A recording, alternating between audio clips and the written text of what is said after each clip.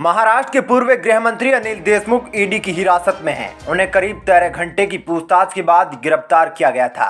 अब ईडी को ऐसी 13 कंपनियों के बारे में पता चला है जो अनिल देशमुख, उनके बेटों सलील और ऋषिकेश के सीधे कंट्रोल में थी। साथ ही 14 ऐसी कंपनियां हैं जो अनिल देशमुख के करीबियों के कंट्रोल में चल रही थी।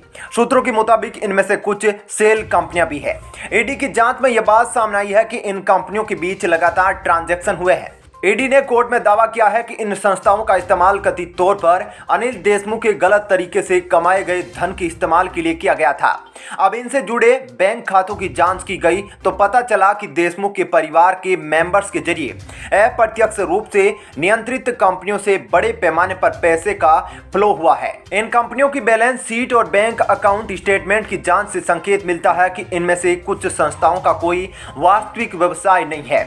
उनका उपयोग केवल फंड के रोटेशन के लिए किया जा रहा है। ईडी ने इस संबंध में कई दस्तावेज भी अदालत में सबूत के तौर पर पेश किए हैं।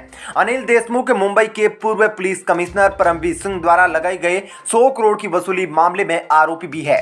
उनके खिलाफ सीबीआई भी जांच कर रही है। हालांकि ईडी ने इनकी गिरफ्तारी एंटीलिया केस में गिरफ्तार बर्खास्त पुलिस अधिकारी सचिन वज्जे द्वारा वसूले 4.7 करोड़ रुपए के मामले में की है। ये पैसे सचिन वज्जे ने मुंबई के कई रेस्तरां और बार ओनर से लिए गए थे और देशमुख के निजी सचिव संजीव पलांडे और निजी सहायक यानी कि पीए कुंदन सिंधे को दिए गए थे। हालांकि दोनों को ही ईडी पहले से ही अरेस्ट कर चुकी है। जांच में यह भी सामने आया है कि इस पैसे को एक सेल कंपनी के नाम पर ट्रांसफर किया गया और फिर उसे नागपुर स्थित एक चैरिटेबल ट्रस्ट श्री साईं शिक्षण संस्था के नाम पर ट्रांसफर कर दिया गया।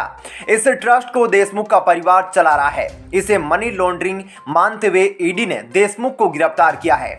इसी मामले में उनकी पत्नी और बेटे को भी ईडी ने समन किया है, लेकिन वे अभी तक पेश नहीं हुए हैं। पिछले हफ्ते देशमुख की उस याचिका को बॉम्बे हाईकोर्ट ने खारिज कर दिया था जिसमें उन्होंने ईडी का समन रद्द करने की मांग की थी। इसी मामले में 15 दिन पहले देशमुख और उनके परिवार की 4.2 करोड़ रुपए की संपत्ति को जब्त किया गया था।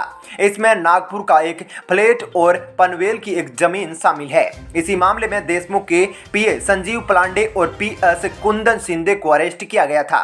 दोनों फिलहाल केंद्रीय एजेंसी की कस्टडी में है। दोस्तों, इस खबर पर आपकी क्या राय है नीचे कमेंट सेक्शन में जरूर बताइएगा और इसी प्रकार की खबरों से जुड़े रहने के लिए चैनल को सब्सक्राइब जरूर कर लीजिएगा। धन्यवाद।